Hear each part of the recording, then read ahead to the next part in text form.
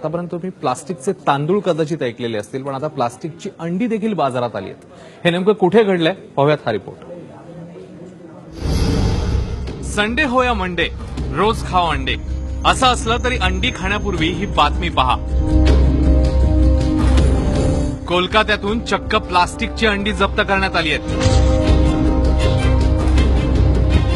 तीही थोडी थोडकी नव्हे तर तब्बल 1,15,000ची अंडी ताब्यात घेण्यात आली आहेत.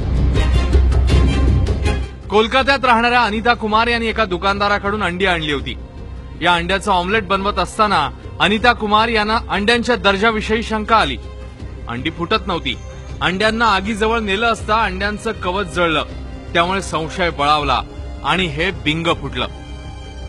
All the samples from today we have collected from the different market and that will be sent to our lab and we will find out the solution.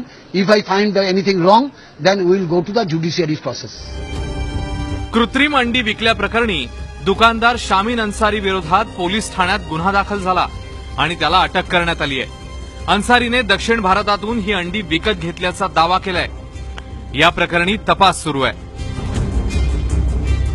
Anita Kumar यांच्या घरात अंड्यांचे नमुने तपासणीसाठी प्रयोगशाळेत पाठवण्यात आले आहेत. ही अंडी खाऊन त्यांचा मुलगा आजारी पडत असल्याचा दावाही अनिता कुमार यांनी केलाय.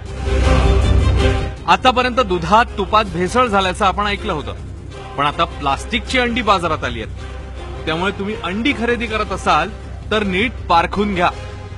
ब्युरो रिपोर्ट, एबीपी माझा, मुंबई.